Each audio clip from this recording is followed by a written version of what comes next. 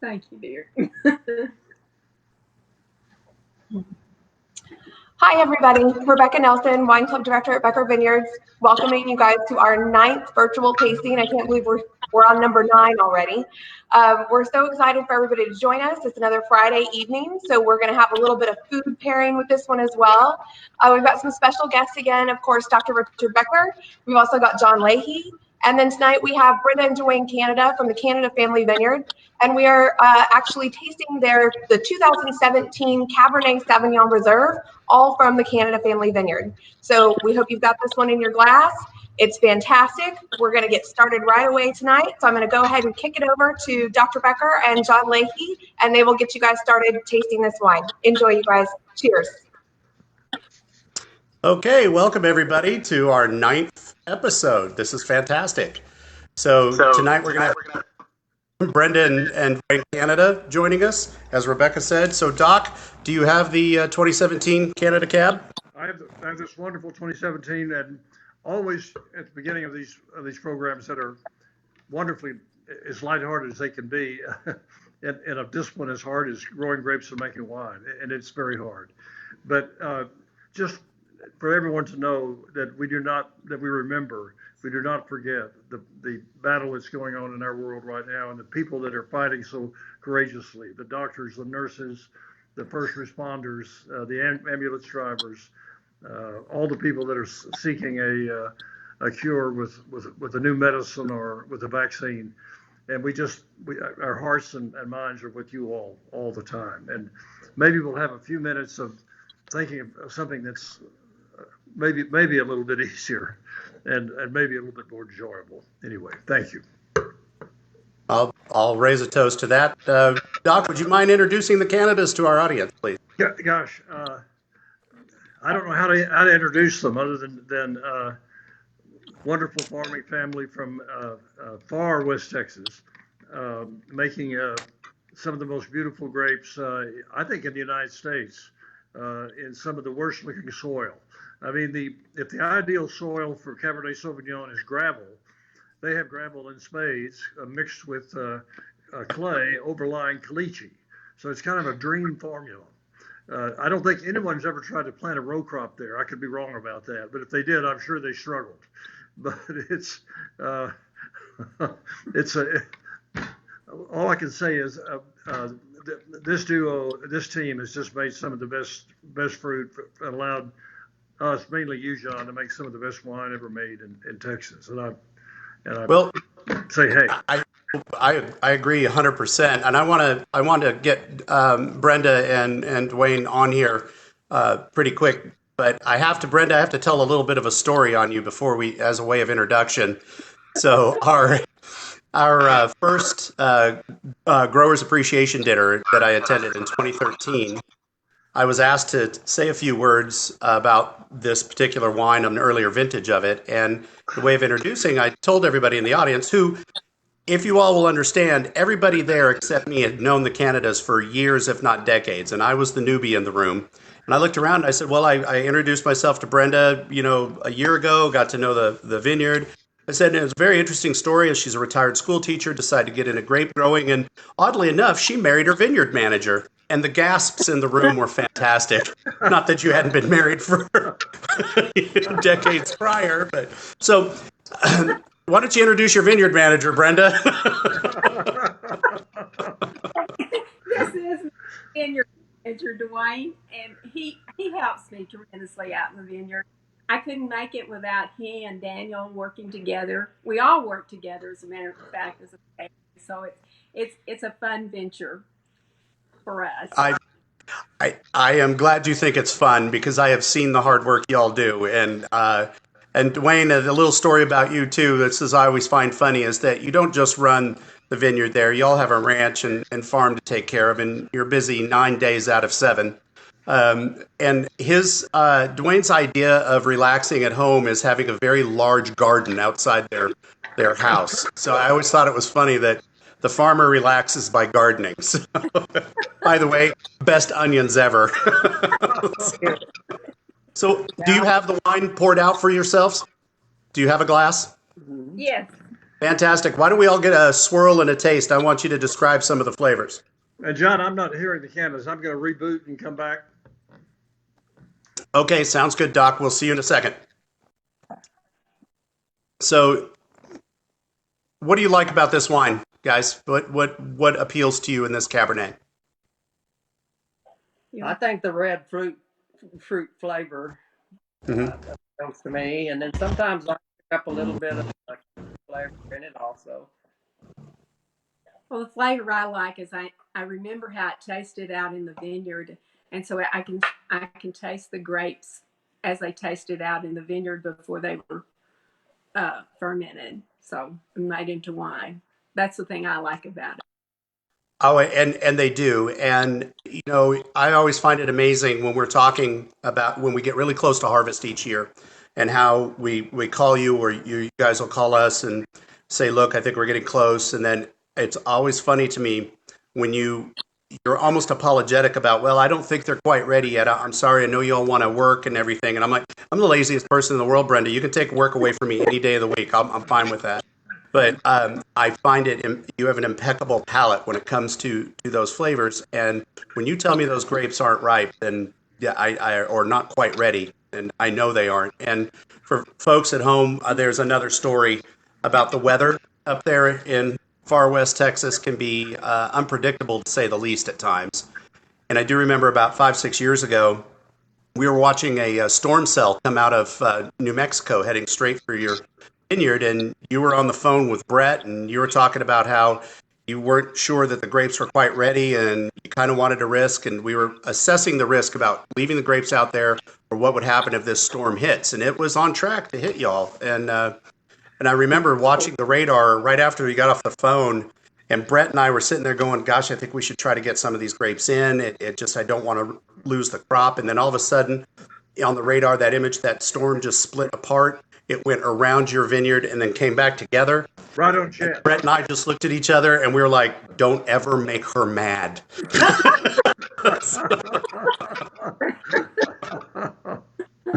I think that's what they call the luck of the Irish, Brenda. Yeah, sorry, lots of prayers is really what it is. Yeah, absolutely. Absolutely. Well, somebody's listening to you, I'll tell you. So, what, Doc, now that you're back with us, what kind of flavors do you get out of this wine? You know, amazing eucalyptus. And I know they have a big eucalyptus planting out there in Plains. But it's incredible. Lots of eucalyptus, lots of mint, saddle leather, humus, black currant, black cherry. This is a wonderful wine. And what I love about their wines is I think they're just wonderfully powerful when they're so young. But this, in 10 years, 15 years, 20 years, this is going to be just, I think, one of the great wines in the United States is what I think. Fantastic. Yeah, I think, I absolutely love the Cabernet. I know when Rachel and I deal with this wine every fall, it's always a joy, and it's one of the highlights of the harvest is when this fruit comes in. One, because it is later, and we know that we're over the hump and we're getting close to the end of harvest. But two, it's also the wine that it's our mark for the year. How good are the grapes coming in? This is going to be one of the pinnacles. There are a few vineyards that we use that demarcation for, and yours is definitely one of them. I have to ask, Brenda and Dwayne, what food would you put with this wine? Well, I usually serve steak with it, but sometimes when I'm by myself, I will have chocolate with it. Dark chocolate. Yeah. Chocolate's very good. I agree. Dwayne, do you have a favorite food you'll do with the wine? Anything out of the garden. Yeah. For those at home, I'd kind of suggest something like this: a quick snack of cheese. The Moscato that we have here, we have a little Cotswold, we have a little white cheddar. All three of these, I think, go very well with the. Yeah, Doc. Oh, and you've got brie. Yeah. It's just a little snack. But I love the cheese with wine, and I know for some people the dairy can be a little cloying, but I have to be honest too. pizza goes really well with this wine. I hope that's not heresy for anybody, but it does a nice job. I think for me, one of the keys to pairing this wine with the tannins is a little bit of fat. So be that fat from good beef or cheese or or vegetables like avocado. I think they all do very well with the tannins in this wine. That is good. What? Okay, Doc. Besides the cheese, what would you? Beside the cheese, I think mushrooms. I want to underline dark chocolate. I think that's great. I think anything that's roasted or smoked or anything that has a heavy cream sauce like the French like to make would be very good. We were with Tom and Lisa. We were in Epoisse, and we had a pizza made with Epoisse cheese, which would have been the most wonderful combination with this on the planet. So that's wonderful. So back to the Canadas. I'm going to lob you another fastball here. What made you decide to grow grapes, Brenda? Well, sometimes God calls you to do something, and he called me to put a vineyard in 2005. I got bored really at home, and I wanted something else to do after I retired. And so I told my husband I'd like to put in some grapes. And she just wanted something to keep me busy. And after she had been at the farm helping me about a year, she said, I used to think you just sat out here all day and didn't do anything while I was teaching. You really work, don't you? Surprise. Surprise.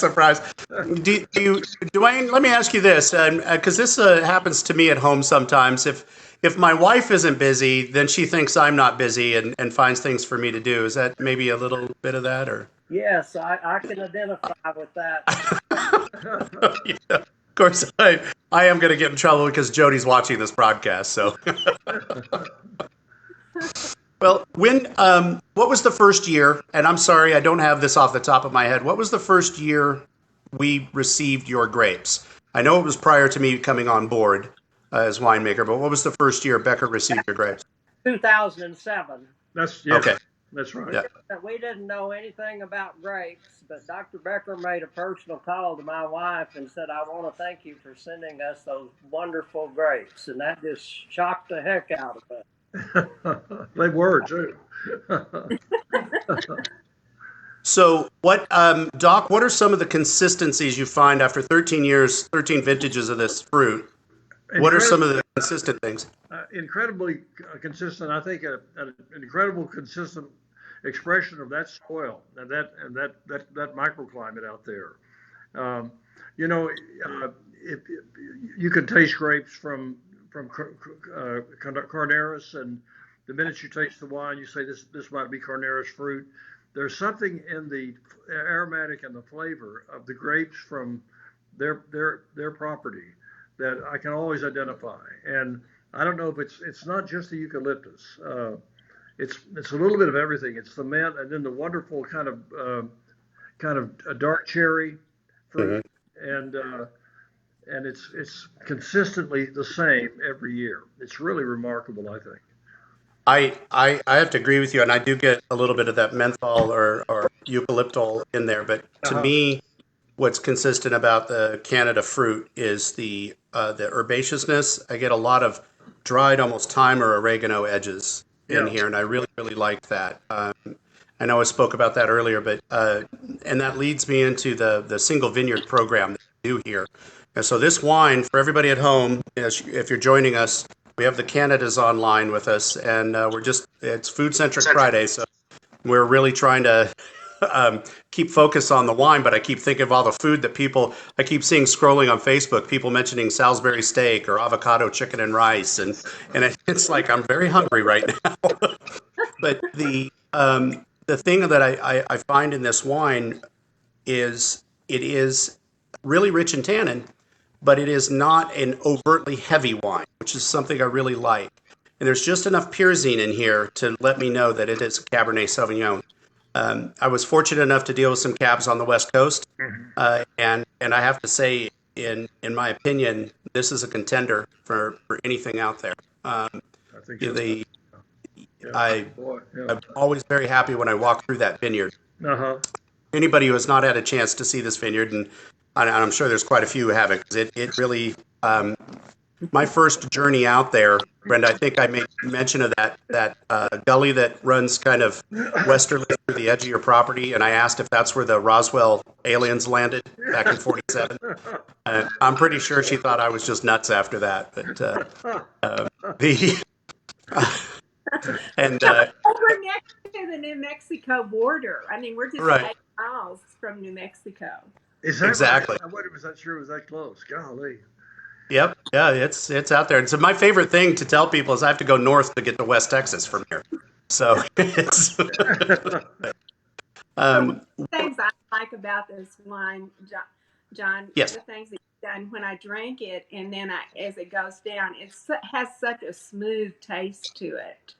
It's smooth all the way down, and Yes. that's what I about it. And Brenda, and then more concentrated with time in the bottle. You know, if you taste the 07 or 08 or 09 or 10 wines from your vineyard, they're incredibly dense, rich. That's what I'm amazed by. Well, I need Got- to come like back to them then. I need to get some of my bottles out and taste it again. I haven't done that in a long time. Oh, you should. You should take a vertical. The wine takes a marketed improvement in 2012. You came on board, John. Yeah.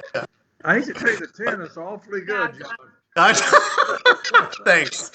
Yeah, something you love to hear from your boss.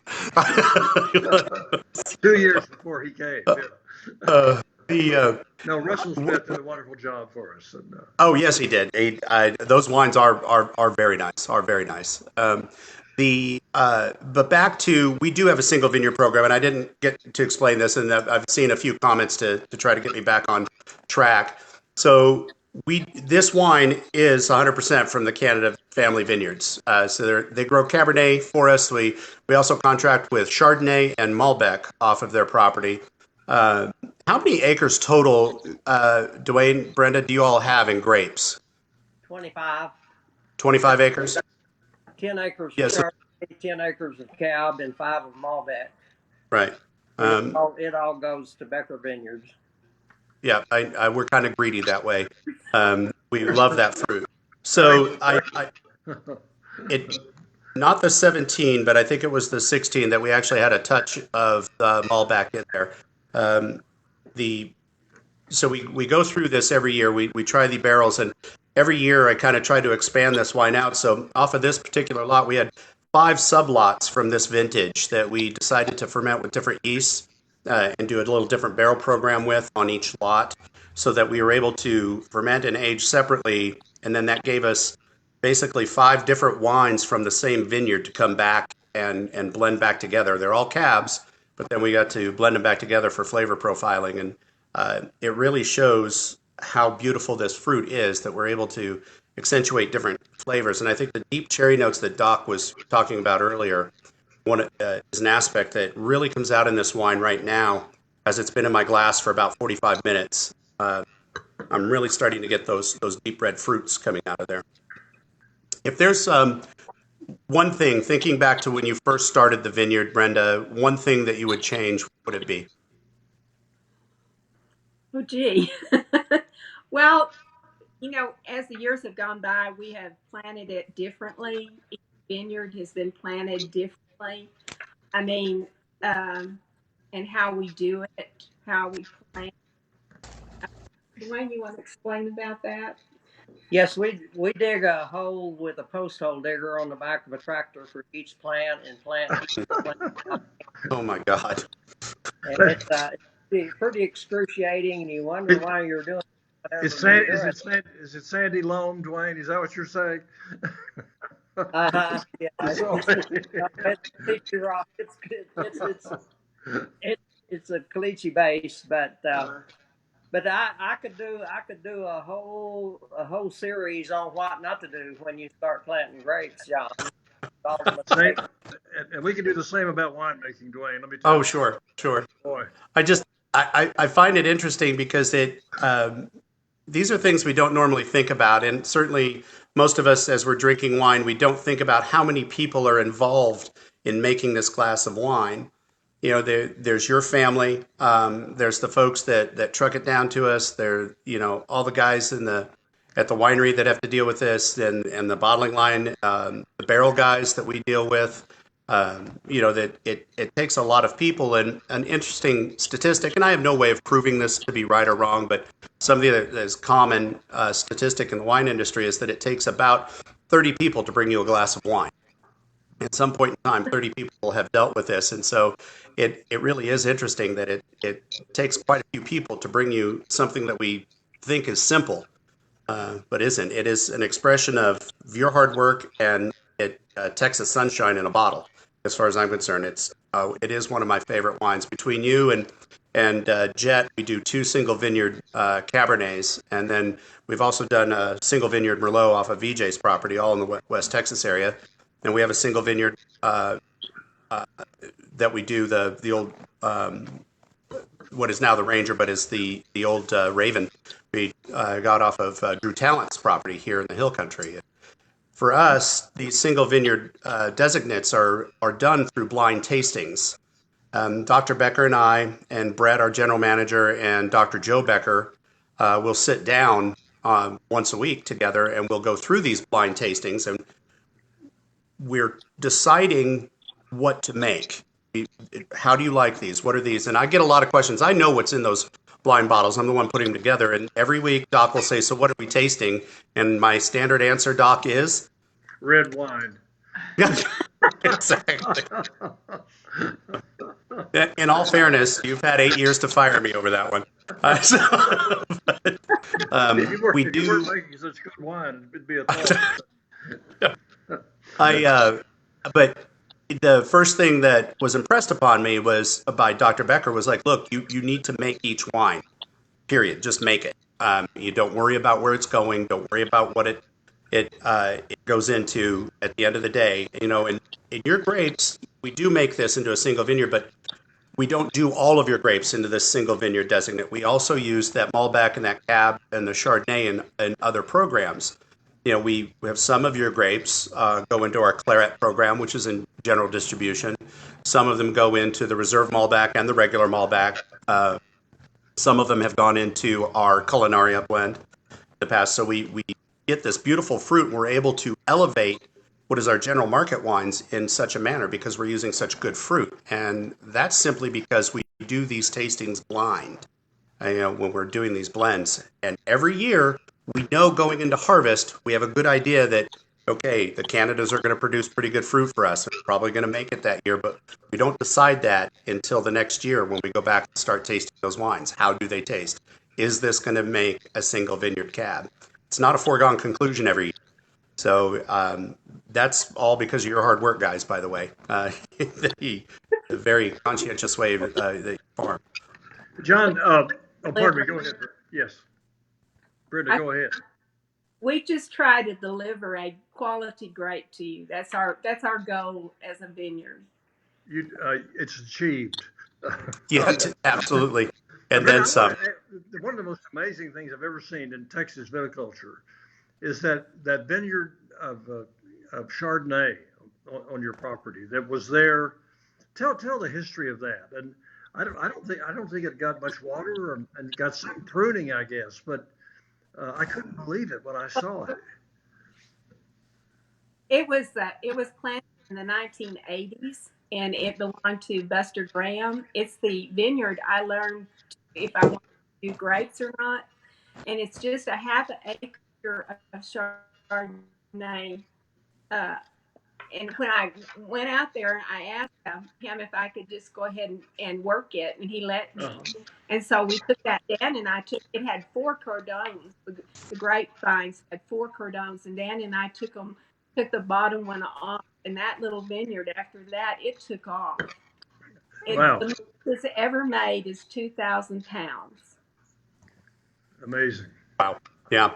The older vines. Well, we actually took that one year. We were going to try to make a sparkling cuvee out of it. Yeah, no. But it ended up, the acid that we retained, because we harvested it so young, at about 18 and a half bricks, I believe, that year. Yeah. We ended up, after a year, we tasted it, we blended it back with the still wine that we made from the other block, and that's what made our Reserve Chardonnay. I believe that was the 2014 or 2015 Reserve Chardonnay. 2015. 15. The 2015. Okay. So take up your glasses one more time, guys. People at home are really wanting some more descriptors and a little bit more of an excuse to drink some wine. And so I just topped it off because this wine is really opening up. Wonderful. Yes. Okay. This wine should definitely be decanted for a couple hours, in my opinion, before it's served.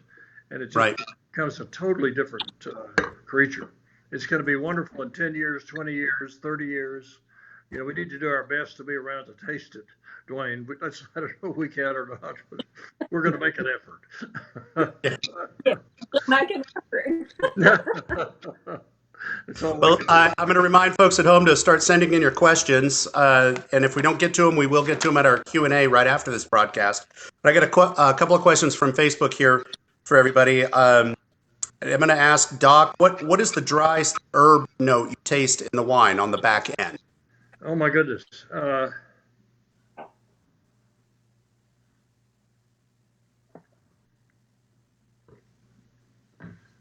Is it time? I mean, you're better at this than I am, Jon. I would almost say so. I get a little confused. I say thyme or dried oregano. It goes back and forth. It's the same chemical precursor there that's in the berry itself, but I really do get a nice herbaceousness out of this. So another question, and this can be for both you guys. What do you think? I have a question here that says, "What about chili with this wine? Would you pair a Texas chili with this Cabernet?" Budweiser? Well, we could come up with a good beer that's made here in Texas. I personally don't think I would pair the Cabernet with chili. I think the spice would, the cayenne or the Caspian from the hot pepper would probably break this apart a little bit. The other thing you have to be very careful with, in my mind, is an overt amount of salt with red wine. If it's something too salty, it can really break the wine down. Wow. Okay, so I have another question here. Does the Chardonnay Reserve come from this grower? And the answer to that question is yes, it does. Now, we've had 1 year that it was all Canada family vineyards. We had 1 year that it was all Talent vineyards, and then we've had several years that it's both Canada and Talent. So those are our Chardonnay vineyards that we generally choose the reserve wine from. Talk a little bit, Dwayne and Brenda, a little bit about the challenges of growing Chardonnay in Texas. I mean, and you've made some absolutely beautiful Chardonnay. Yep. Some of those reserve wines that Jon has made are just beyond belief, I think. Talk a little bit about why nobody much plants Chardonnay in Texas. Alphonse Johnson did, but not many people. The reason they don't is because it comes out so early. Our Chardonnay already has shoots on it about 6 inches long. It's just beginning to wake up, so it wasn't any problem with the freeze problems we had earlier in the week. But that's the main problem with growing Chardonnay. Everybody needs to know that for the last 3 nights, Brenda and Dwayne were up all night burning hay bales and piles of cuttings and trying to protect their vines. And I guess much of that would have been the Chardonnay. Yes, that was Chardonnay and Malbec. We did that Sunday night, Monday night, and Tuesday night. And Tuesday night looked like we were in trouble when the temperature dropped to 31 degrees at 1 o'clock in the morning. But all of a sudden, the wind changed to the southwest. At 4 o'clock, we were up to 38 degrees. So I went home and went to bed. Wonderful. Well, we're talking about the Chardonnay. This is a kind of a good segue. Next week, our 3-pack has the Reserve Chardonnay in it.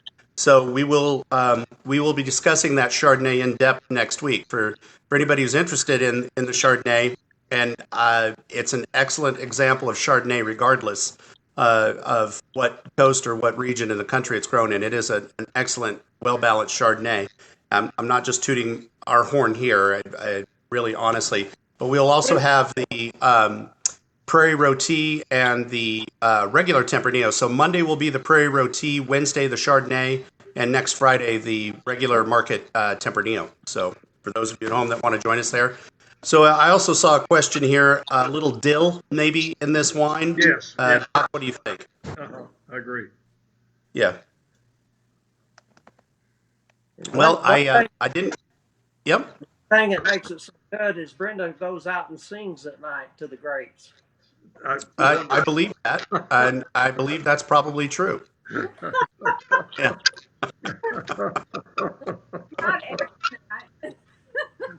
Not every night. It's having a fantastic effect on the grapes. I mean, holy moly. Exactly. Well, okay. So I think we've come to the just about to the conclusion of our broadcast this evening. I do want to remind everybody, keep writing those questions. I'm going to have several to answer on the Q&A. Brenda, Dwayne, I really want to thank you, wholeheartedly thank you, and tell you how grateful I am. I get to deal with you guys as growers and as people. You and your family have been absolutely fantastic to work with. So thank you, and cheers to you guys for all your hard work. And everybody at home, I wish everyone at home good health and great wine, and may next week bring you all joy. Thanks, Jon. Good night. Thank you.